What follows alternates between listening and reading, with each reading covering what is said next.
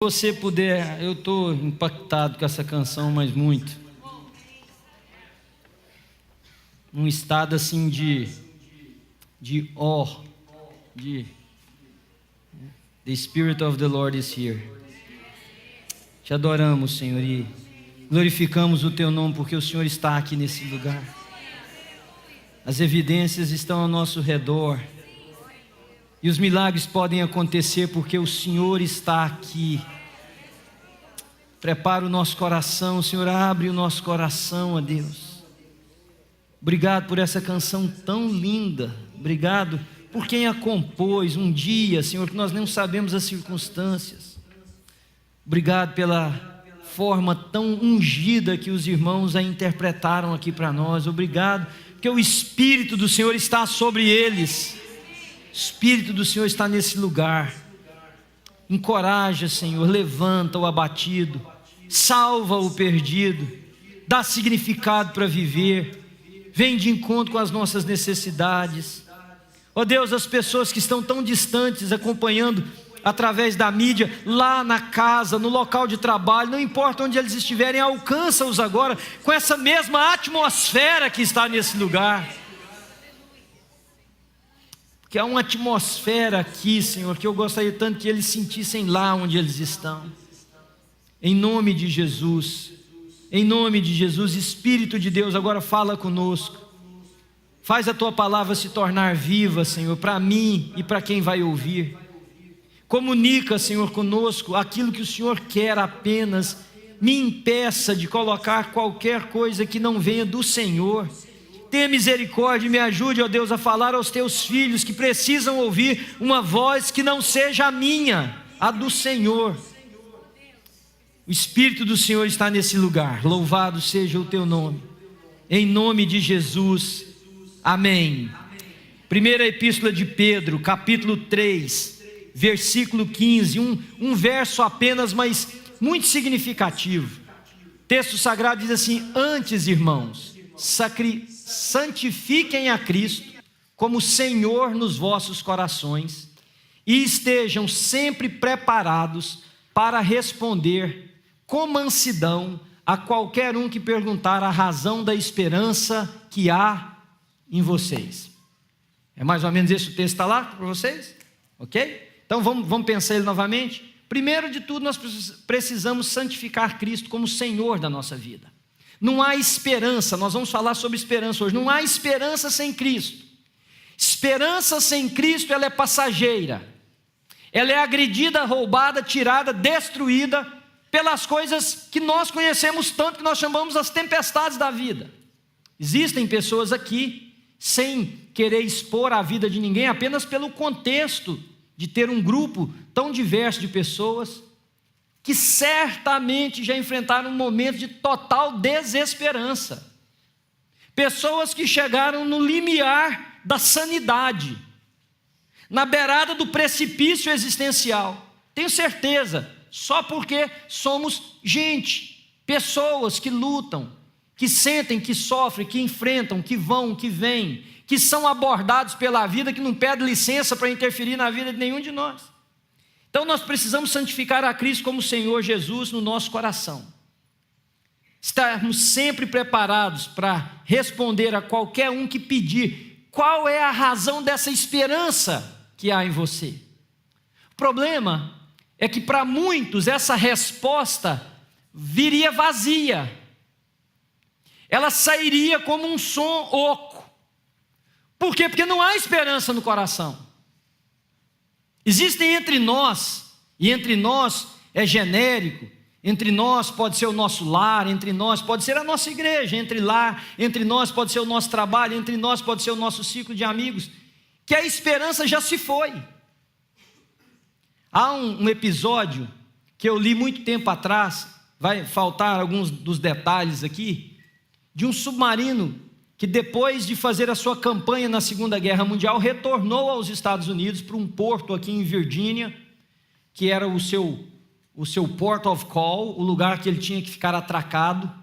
E ao se aproximar da costa, houve um acidente de uma magnitude enorme, e o submarino afundou rápido demais. Os tripulantes correram para uma determinada parte, selaram aquela parte, ficaram todos ali. A guarda costeira foi despachada, tudo que podia ser feito, me enviaram exército, e o pessoal, os mergulhadores, chegaram próximo daquele submarino, estudando maneiras, meios de salvar, resgatar quem estava ali. E durante aquele episódio, o relato diz que um dos mergulhadores ouviu uma mensagem em código Morse, que era enviada repetidas vezes. Repetidas vezes eles perguntavam: dize-nos, diga-nos, mais ou menos assim, responda-nos. Há esperança, há esperança. Eles ouviam, eles enviando a mensagem pelo casco do submarino, com um martelo, com algum instrumento de metal muito forte, de ferro. Há esperança.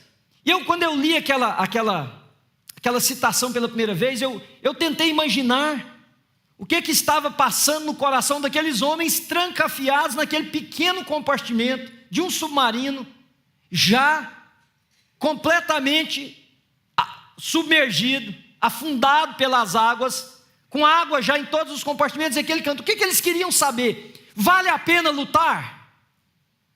Vale a pena tentar alguma coisa? Vale a pena preservar o ar que nós temos aqui? Vale a pena se agarrar a alguma coisa? Há esperança. E quantas pessoas passam pelo meu caminho? Nós temos uma pedra, que é a nossa placa aqui na frente da igreja. Quem sabe os dizeres daquela placa? Já teve curiosidade de ler? Lá está escrito New Life, que é o nome da nossa igreja, a place of hope. Um lugar de esperança. Porque quando Deus me deu o insight desse ser o slogan da nossa igreja, é porque eu entendo que se eu pudesse resumir a Bíblia em algumas palavras, uma destas palavras seria esperança. Imagine, irmãos, nós estávamos mortos nos nossos delitos e pecados, diz a carta aos Efésios, mas Ele nos deu vida em Cristo Jesus, e pela graça nós somos salvos. Esperança. Esperança que eu posso compartilhar com alguém que acha que a sua vida está marcada por um destino, por um karma, por uma lei kármica de subsequentes encarnações e sofrimentos, e eu posso dizer para essa pessoa: não é assim. Há esperança em Cristo Jesus, de que eu e você podemos ser resgatados pelo seu amor, pela sua bondade, pela sua misericórdia, e podemos nos tornar filhos de Deus. Esperança. Aí quando eu vejo e eu entendo, porque por diferentes razões e em diferentes momentos, um número enorme de pessoas perdem a esperança. Perdem a esperança com o casamento. Perdem a esperança, as razões diversas. Perdem esperança com os filhos, perdem esperança com os amigos, perdem esperança com a fé, O livro de Provérbios diz que a esperança que se adia faz adoecer o coração. Então as pessoas perdem a esperança com a vida, perdem a esperança com os sonhos, com os projetos, com os ideais. Mas há pessoas, prestem atenção em mim por favor, há pessoas que perdem essa esperança um pouco intenso demais, tiram a própria vida, abandonam o lar, viram as costas para as pessoas, deixam filhos, dizem que não querem mais saber de Deus. Foi um pouco além a minha desesperança. Entram num carro e tudo que desejam é que encontre um outro carro na direção contrária.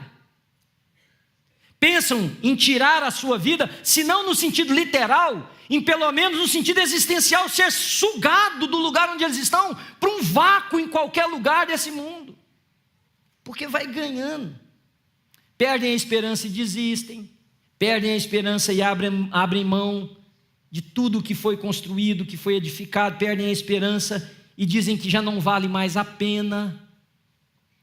Nós temos uma sociedade cheia de pessoas assim, nós temos uma igreja Não essa somente, qualquer igreja, cheia de pessoas assim, que embora convivendo com aquilo que eu estou chamando aqui, o livro da esperança, que é a palavra de Deus, vivem como se ela não existisse para eles, que vivem um dia pelo outro, e que estão, como o profeta Jeremias, escrevendo a sua história, um cântico chamado Lamentações.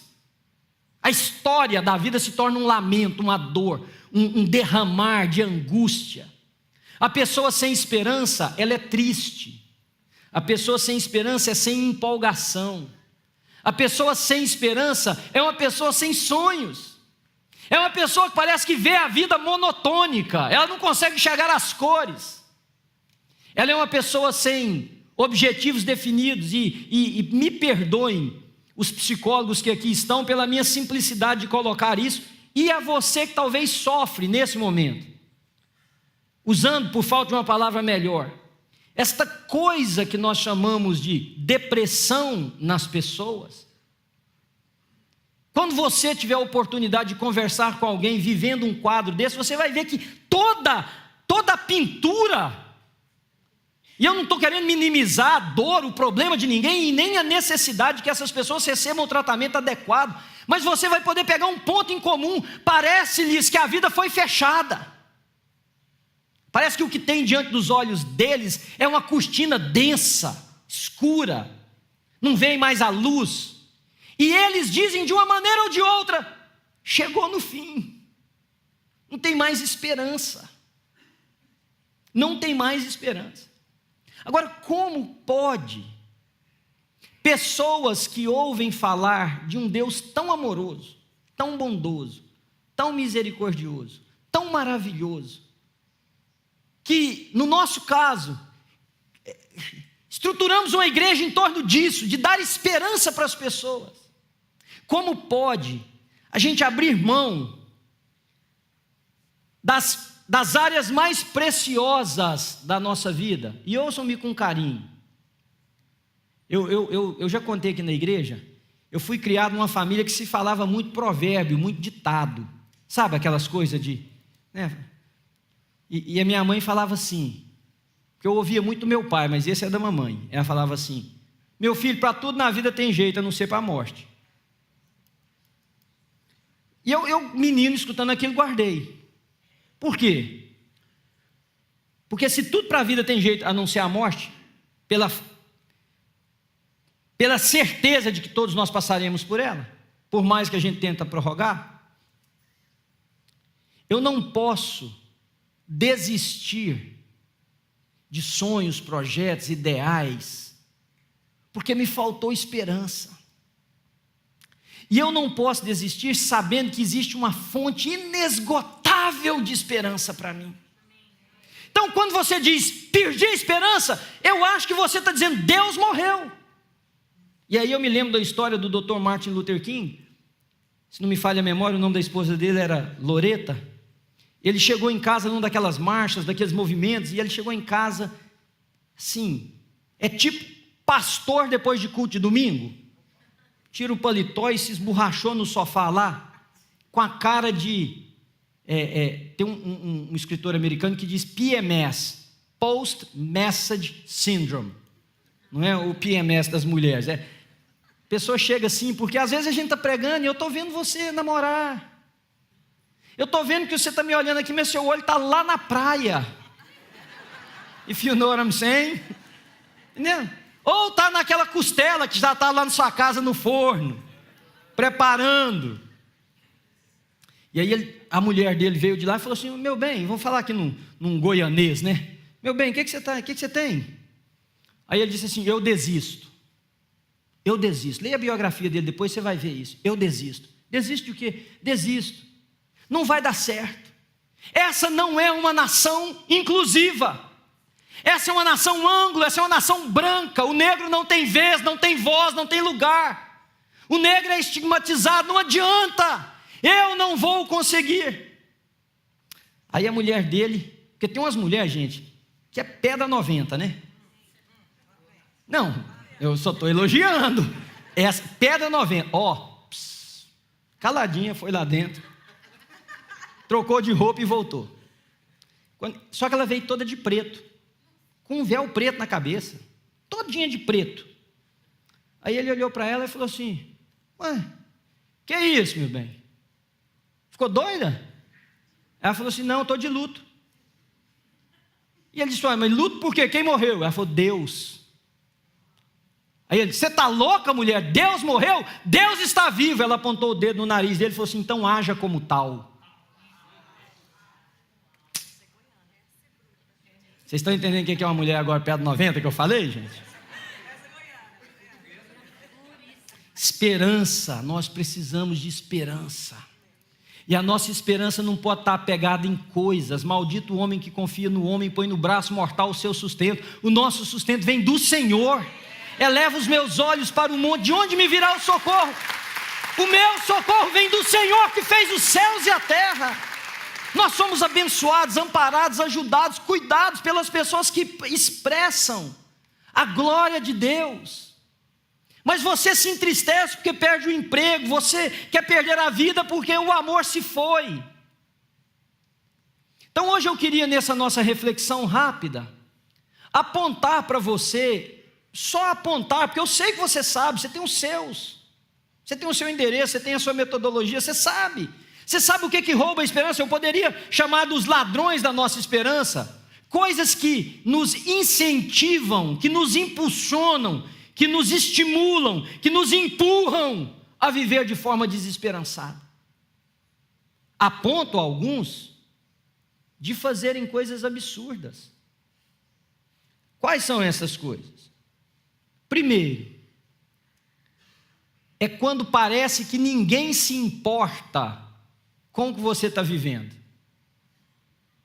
Eu disse para os irmãos aqui no nosso primeiro encontro, e eu vou repetir para você: nunca diga para alguém assim.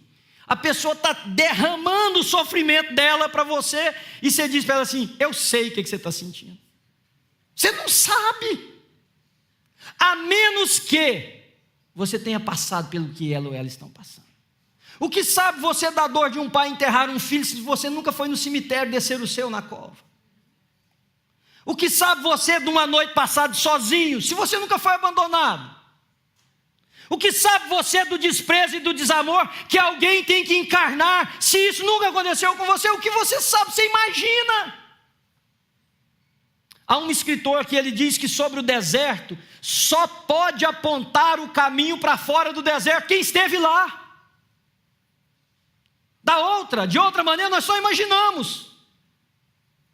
Nós temos conjecturas, mas o caminho, a direção, é quem pisou lá. É quem queimou os pés na areia quente, é quem sofreu o sol causticante na sua cabeça, é quem teve sede e teve a sua boca quase que apegada à língua, por não ter saliva mais. Este sabe o que é dar um passo após o outro. Mas há momentos na nossa história que parece que tudo passa despercebido pelas pessoas. Seu choro ninguém vê, a sua dor ninguém se importa, a sua solidão não tem companhia, o que você sente não tem valor. As pessoas parecem não se importar com a sua existência. Isso vai tirando, roubando, minando, drenando, sacando a nossa esperança. Eu que sou pregador, às vezes eu olho e vejo as pessoas, parece que existe uma parede de vidro entre o que eu falo e o que elas sentem. Às vezes eu prego o evangelho e eu no meu coração eu pergunto: Senhor, quem ouviu a nossa pregação? Que adiantou? Que adiantou? Tem dia que alguém quer me fazer um elogio, chega para mim e fala: pastor, só tem 2 pastores que eu gosto de ouvir. É você e o Benihim. Aí eu tenho vontade de pular do prédio, de cabeça para baixo. De ponta assim, Jeremias, o profeta Jeremias disse assim, quando ele estava tão desesperado dessa maneira, ele disse assim: a quem posso eu falar ou advertir? Quem é que me escuta? Uma das coisas que rouba a nossa esperança é quando parece que ninguém se importa conosco. Eu já vi pessoas cometerem suicídio no dia em que alguém diz assim: a pessoa ficou comigo o dia inteiro. Um amigo meu tinha uma ovelha, um empresário jovem de 32 anos de idade, muito bem sucedido, 18º andar de um prédio em São Paulo. Chegou para trabalhar, bem vestido, cumprimentou todo mundo como ele sempre fazia. Passou pela secretária, conversou com as pessoas, despachou algumas coisas. Foi no seu escritório, abriu a janela para contemplar um pouco a cidade. Olhou para trás, viu as pessoas como que num gesto de dizer: esse é o último olhar que eu lanço sobre vocês, e dali ele pulou daquela janela. Uma coisa que esse amigo me contou que me chamou a atenção foi que quando conversaram com todos os funcionários, todos disseram o seguinte: nós não tínhamos ideia, como a gente diz aqui, I didn't see it coming. Eu não tinha ideia que estava passando isso no coração dele. É a mulher que chora e não tem a percepção do marido. É o filho que está desesperado para que o pai ou a mãe olhem para ele. É o amigo que precisa de alguém. É a igreja que precisa de conforto. É o seu pastor, é o seu colega de banco, é essa comunidade aí fora. Que a gente diz: eu não imaginava que estava assim. São seus funcionários no trabalho. Então isso é fator que vai minando, roubando a esperança de cada um de nós. Segundo, é quando você não vê resultado. Eu me lembro de algumas experiências minhas aqui nessa igreja, de gente que eu conversei, olha, de dinheiro a relacionamento. Eu me lembro de um rapaz que falou: pastor, parei de ser dizimista. Falei: por quê? Ele falou assim: dei dízimo muitos anos, a coisa nunca melhorou. Perdi a esperança. Mulheres que dizem: parei de orar pelo meu marido, pastor, aquele negócio não muda não.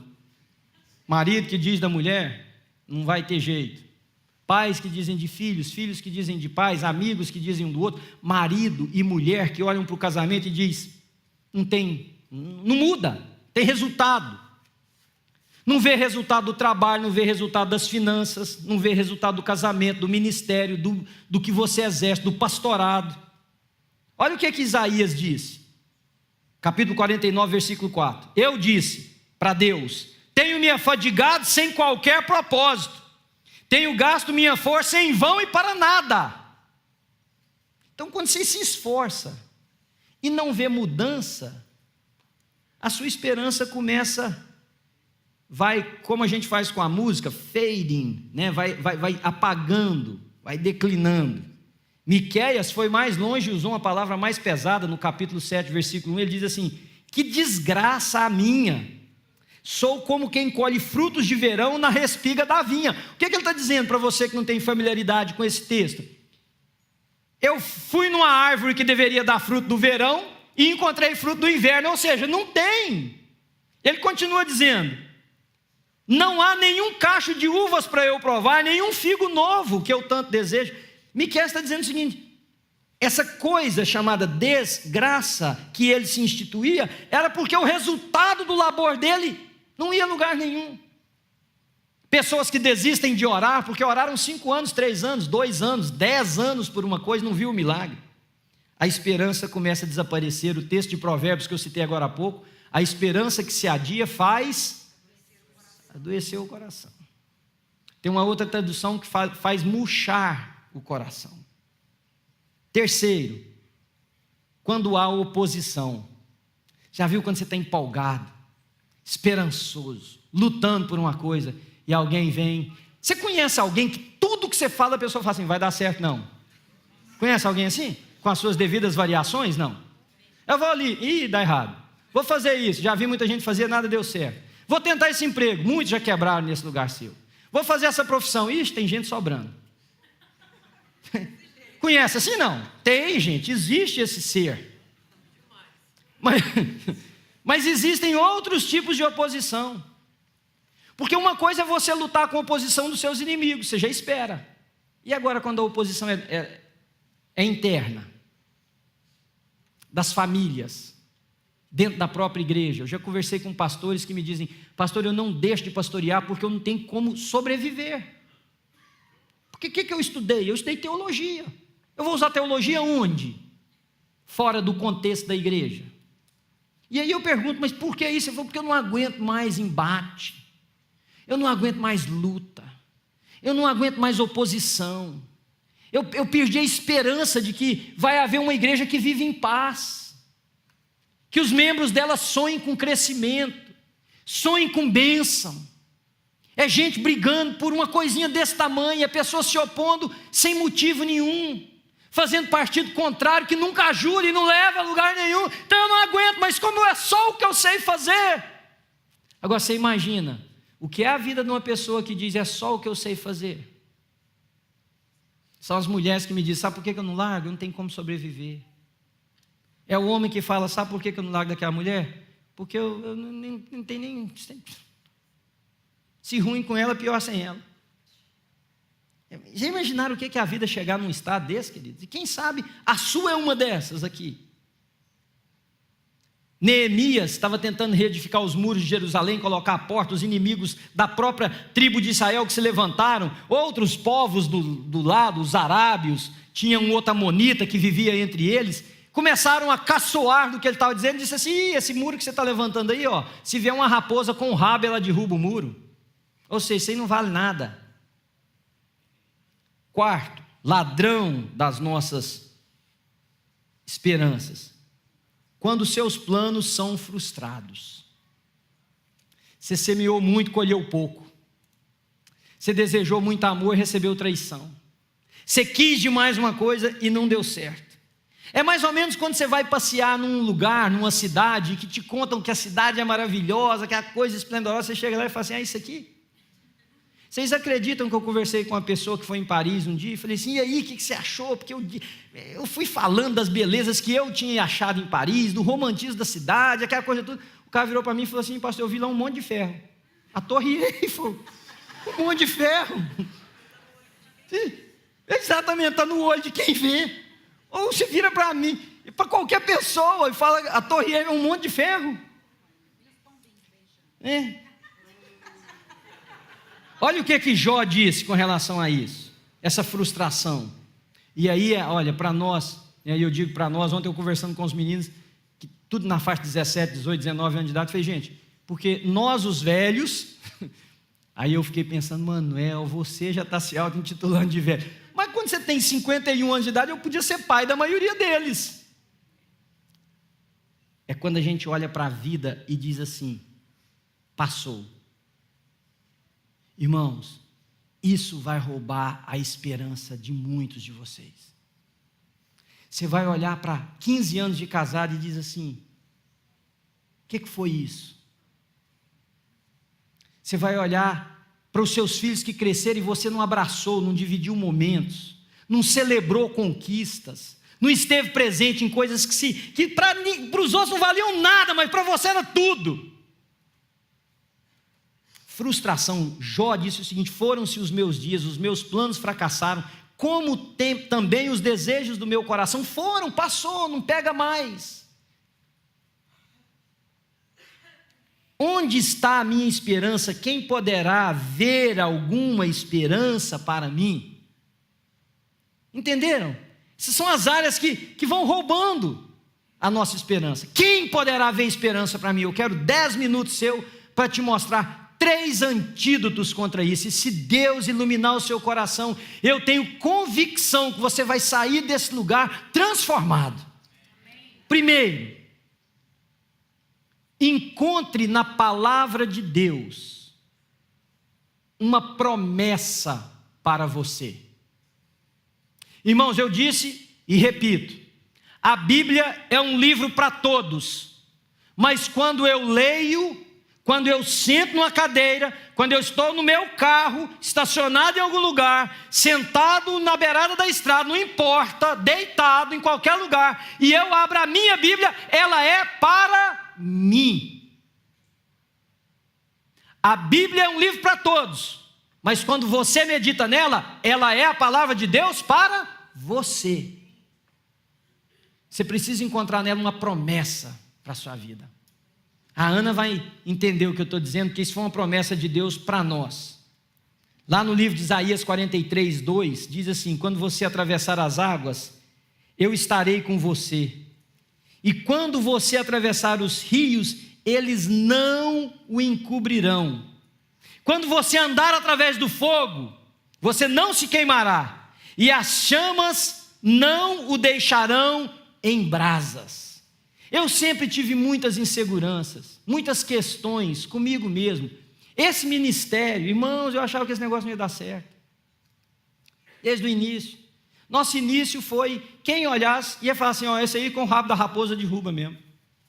Porque primeiro eu ia ser o pastor. Segundo, o grupo que Deus me deu era mais um bando do que um grupo. Nós não tínhamos nada. Nós estávamos aprendendo a ser gente, aprendendo a ser crente. E aí um dia Deus encheu o coração nosso com essa promessa. A Ana trouxe esse texto para nós. E todas as vezes que eu percebo as minhas incoerências, as minhas imperfeições, as minhas limitações, a minha vontade de voltar, as oposições, seja o que for que eu ensinei para vocês, eu me agarro nessa promessa. Deus não prometeu que não haveria rio na minha história, e nem que os rios seriam córregos, ribeiros. Ele prometeu que por mais profunda que fossem as águas, elas não iriam me afogar. Ele não prometeu que não haveria fogo, e que eu não sentiria o calor das chamas, mas Ele prometeu que elas não iriam me queimar a ponto de me destruir. Mas acima de tudo, quando eu falo para mim mesmo esse texto, over and over again, o que vem à minha cabeça é a promessa de Deus. Manuel, eu estarei com você. É a minha promessa. Qual é a sua? Qual é a sua? Jamais te deixarei, jamais te abandonarei. Eu vou estar com você a cada momento. Mas quando bate outras áreas da vida, na sua vida, como é que você reage? Qual que é a promessa que você pega? Quando o seu filho fica rebelde, quando seu marido diz que não quer mais, quando a esposa diz que não quer mais, quando tudo parece que vai desmoronar, no que você se apega? Na sua beleza? No seu charme? E ainda tem alguns que dizem assim, olha, depende, hein, a fila está aí para andar. Se você for, a fila vai andar. É isso que você se apega? Ou você se apega em promessa que diz, eu e a minha casa serviremos ao Senhor? Nossa casa será edificada na rocha. Nossa construção será edificada de um modo que Deus se agrade. Vamos bater ventos, e bate, queridos, bate mesmo. Vem chuva, vem vento, vem tempestade, mas nós não seremos destruídos. Vamos ter que trocar telha aqui e acolá. Você sabe o que eu estou dizendo, né? Telha eu fui longe, né? Porque vai quebrar a janela, vai ter outros problemas, mas nós não desistiremos, porque em nós há uma esperança inabalável. Se Deus é por nós, quem será contra nós? Qual é a promessa? Sabe por quê que eu digo isso? Porque esperança ou desesperança, todos dois estão disponíveis, depende de onde você coloca o seu olhar. Se você coloca o olhar na possibilidade da destruição, mais desesperançado você vai ser. Mas se você olha a possibilidade de que vai dar certo, mais esperança. Tem uma historinha de um bobo da corte, que ele fez lá uma besteira qualquer, e o rei ficou muito zangado com ele, mandou botar ele na masmorra e marcou a execução dele para uma semana depois iam cortar a cabeça dele. Aí o cara está lá na cela, de repente ele chamou o chefe das celas lá e disse assim, olha, eu quero falar com o rei porque eu tenho uma proposta para ele. Que proposta? Não é com você, é com o rei, me leva lá. Foi falar com o rei. Chegou diante do rei e disse assim, seu rei, sabe aquele cavalo branco, aquele garanhão, o cavalo de guerra do senhor? Sei. Se o senhor me matar, o senhor vai perder uma grande coisa, que é, eu estou treinando o seu cavalo a conversar. O senhor vai ser o único monarca na face da terra que tem um cavalo que fala. O rei, sim, vai desceu e disse, quanto tempo você precisa? Ele falou assim, 2 anos. É muito. Ele falou, mas é o que eu preciso, o cavalo para falar não é fácil, preciso de 2 anos. O rei concedeu 2 anos para ele. E ele voltou todo saltitante para a cela. O cara que estava com ele, o carcereiro, disse, rapaz, você é besta? Você é besta? Que dia que esse cavalo vai falar? Ele falou assim, eu não sei, mas de uma coisa eu sei, 2 anos, vai que dá uma doença, esse rei morre,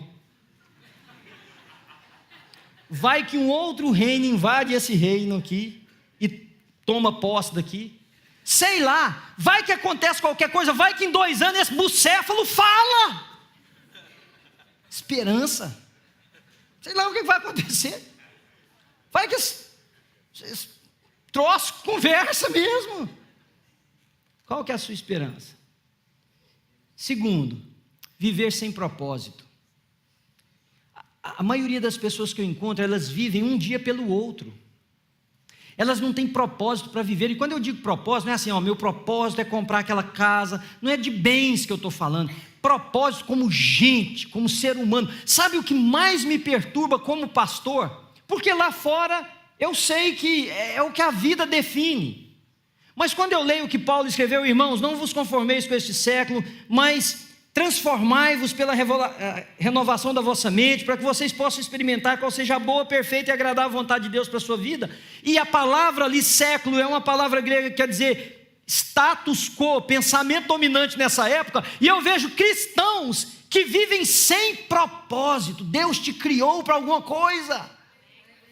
Deus te criou para ser exemplo da graça e da misericórdia dEle. Deus te criou para ser um instrumento de paz, de justiça, de amor, de bondade. E há muita gente que vive sem propósito definido. Há pastores que não têm propósito. Quando alguns pastores me perguntam por que a igreja deles às vezes não sai do lugar, eu faço uma pergunta: qual é o seu propósito? Mas como assim? Para que a sua igreja existe? Ué, pastor, para ter culto. Para ter culto. Agora eu pergunto: para que você existe como homem? Para que Deus te criou? Eu acho que Deus nos criou, nos colocou aqui, queridos, para que todo mundo que conviva conosco veja aqui e agora os princípios que só serão percebidos lá na eternidade.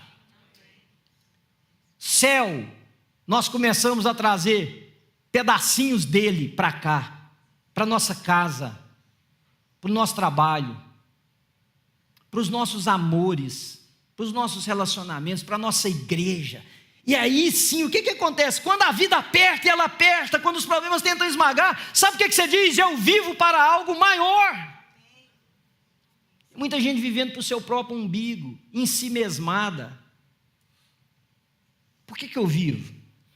No livro de Atos dos Apóstolos, no capítulo 13, versículo 36, tem um versículo sobre Davi, que diz assim: tendo, pois, Davi servido ao propósito de Deus na sua geração, descansou e foi sepultado com seus antepassados. Sabe qual que é meu propósito de viver e o seu? É de cumprir na nossa geração o propósito de Deus para a nossa vida. E isso me dá uma esperança, queridos, incrível. Eu não preciso disfarçar e está tudo bem. Vocês já viram que os crentes precisam encontrar mania para poder, parece que sobreviver, uma coisa fora que não faz sentido. Você vai conversar com alguém que está enfermo, você fala assim: e essa gripe sua? Minha não. Essa gripe não é minha. De quem que ela é? Você tem que jogar ela em cima de alguém, transferir ela para o outro. Parece que a nossa relação com os alvos e os propósitos virou uma coisa tão mesquinha, tão pequena. Sabe, nesta minha história de vida, com doença, sem doença, com luta, sem luta, com dinheiro, sem dinheiro, seja lá com o que for, meu propósito é que o propósito de Deus na minha vida seja cumprido nessa geração. Eu e a Ana estávamos uma vez num determinado país, eu até contei isso aqui hoje, e estávamos perto do litoral assim, e tinha um iate, irmãos, aquilo não tem nem pé, aquilo tem quilômetro, um troço enorme. Lá na traseira dele tinha, o cara mandou fazer um negocinho como se fosse um gramado. É no deck dele. Eu vou interpretando minha mensagem eu mesmo, tá? Um deck. E o cara jogava golfe. Aí ele jogava o golfe, batia na bolinha, obviamente, bolinha dentro da água. Saía um cara num barquinho para ir buscar a bolinha. Imaginou? O que é isso? Um iate imenso. Família dele, não sei se era família, que é os meninos andando lá, a mulher deitada tomando sol, o cara lá sentado. Sabe qual era o nome do iate do cara? Just Another Toy. Just Another Toy. Aí o crente vê um negócio desse, ele não tem nem uma bicicleta para andar. Ele fala assim: eu aposto que um homem desse não é feliz. Mas feliz é você. Por que o cara não pode ser feliz? Olha a nossa mania de lidar com essas incoerências da vida. Tem que atribuir infelicidade para o outro. Eu estava pescando com um irmão aqui da igreja, muitos anos atrás, isso, que já tem alguns anos que eu não tem esse prazer de ir lá pescar, nós estávamos sentados nas pedras ali, pescando no mar. Um sol quente, aquelas pedras duras, cheias de ponta, desvia de um lado do outro, porque vai indo, dói o traseiro. Passou outro iate. Aí eu fiquei com aquele olhar de menino com fome que vê aqueles frangos sendo assados naquele negócio. Falei assim para o irmão aqui da igreja: rapaz, olha lá que iate. E nós dois lá com a varinha. E se engastalhava, arrebentava, puxava, punha chumbada, punha anzol, aquela luta. Aí ele virou para mim e falou assim: pastor, aposto que eu e você aqui nessa pedra somos muito mais felizes que aquele homem. Falei: really? You gotta be kidding me.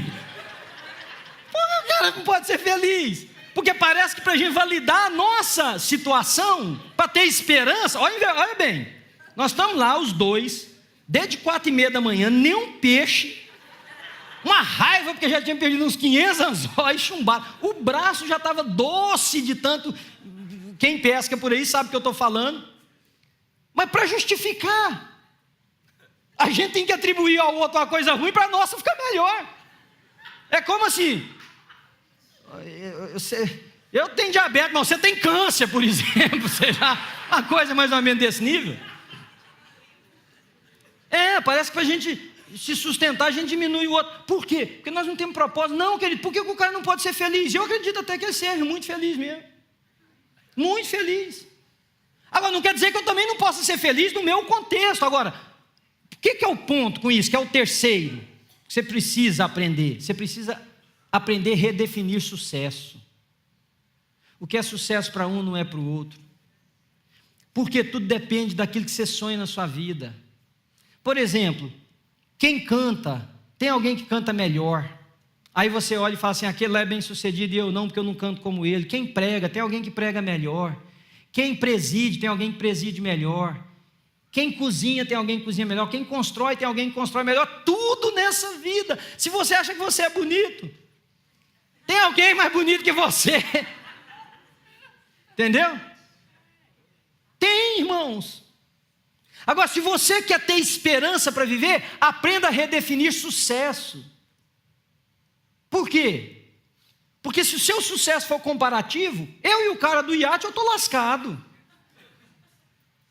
Eu e o pastor da igreja de 50 mil membros, eu estou perdido, sou um fracassado. Vocês entendem o que eu quero dizer?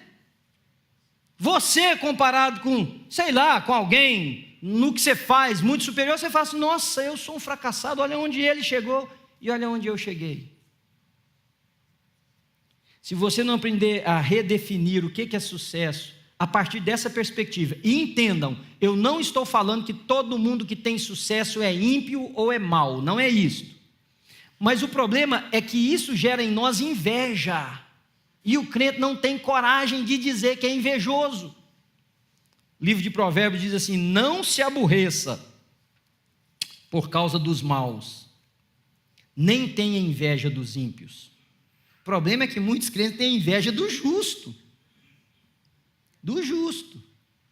Vê um irmão crescendo, ficando rico. Aí morde no canto da boca. Vocês sabem o que eu estou dizendo? Não. Preciso de outdoor aqui para vocês.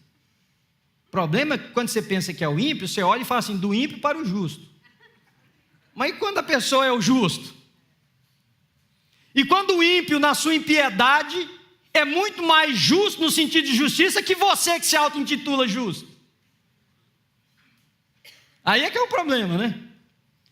Não, o provérbio diz: não tenha isso, pois não há futuro para o mal, e a lâmpada dos ímpios se apagará. Muitas pessoas não conseguem ter esperança, porque a definição de família bem-sucedida, de amor, de existência, de igreja, de vida, está comparado com o sucesso que você atribuiu a alguém. Eu queria encerrar, como nós encerramos aqui hoje no nosso primeiro encontro, convidando você para a gente orar um pouquinho. Quando Deus trouxe essa mensagem ao meu coração, irmãos, eu orei por você sem saber quem você era, porque eu nunca sei quem estará sentado aqui, né? Principalmente no verão, a gente às vezes espera até menos gente na tendência. Mas eu tenho certeza de uma coisa: você pode sair daqui hoje de forma diferente.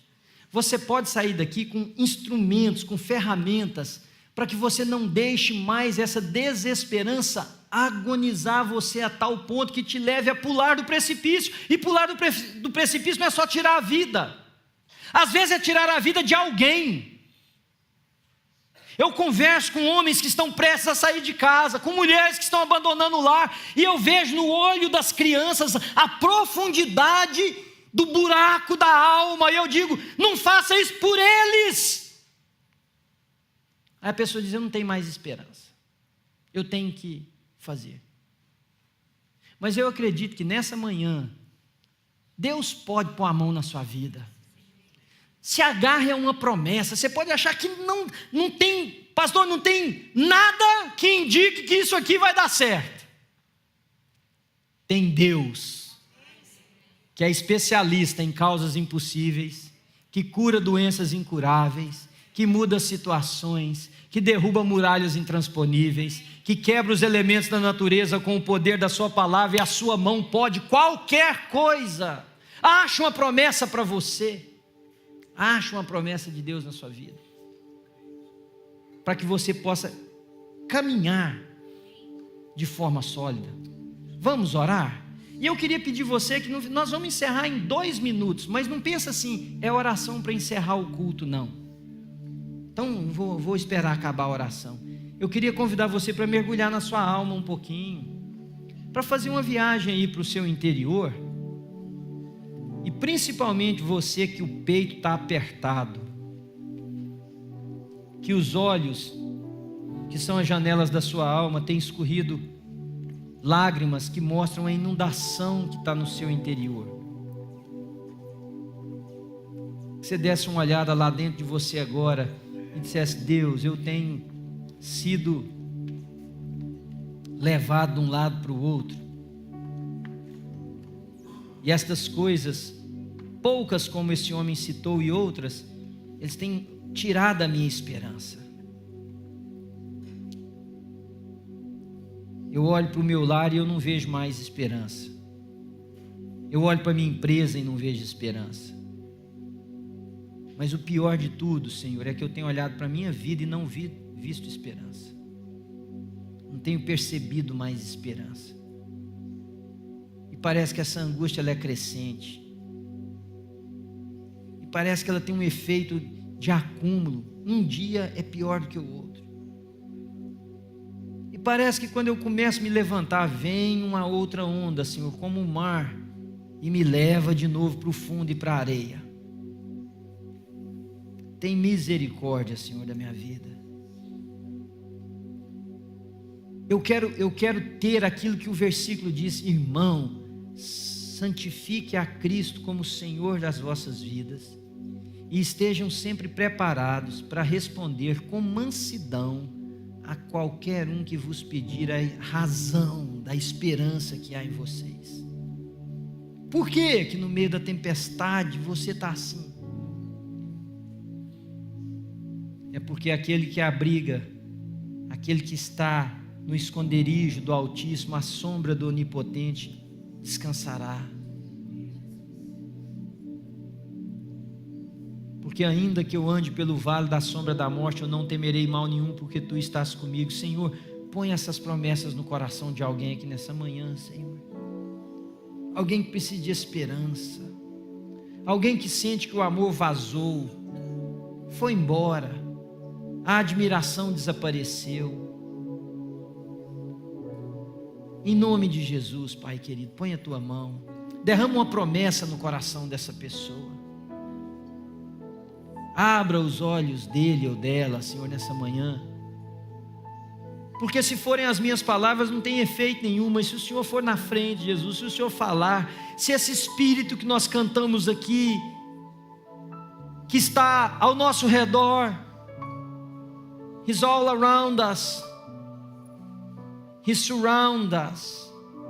Somos envolvidos, abraçados por esse Espírito de graça, de poder, de bondade, de misericórdia.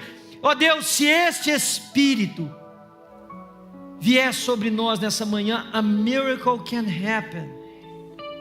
Um milagre pode acontecer, Senhor.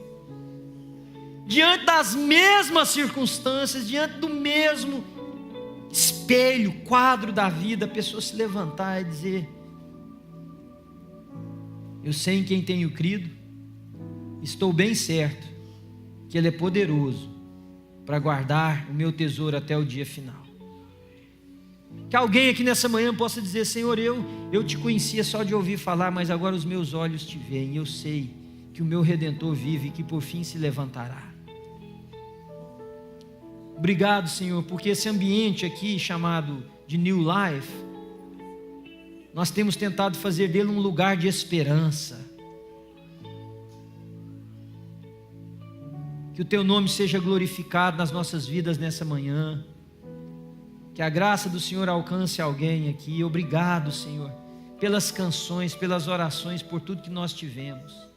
Eu ministro sobre os meus irmãos aqui, ó Deus, a esperança maior, que é a bênção do Senhor sobre nós. Irmãos, que o Senhor nos abençoe e nos guarde. Que o Senhor levante o seu rosto sobre nós e de nós Ele tenha misericórdia.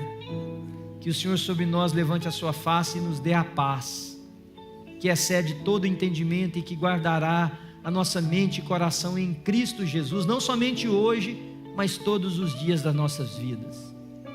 Senhor, enxuga cada lágrima e transforma, como o Senhor disse para o salmista, o Senhor transforma o nosso pranto em dança.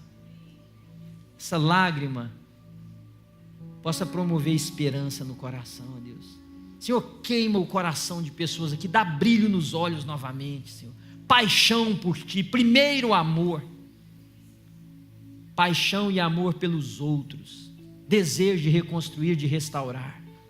Eu oro e agradeço ao Senhor no nome de Jesus. E se você aceita essa oração, você diz amém? Amém. Então faz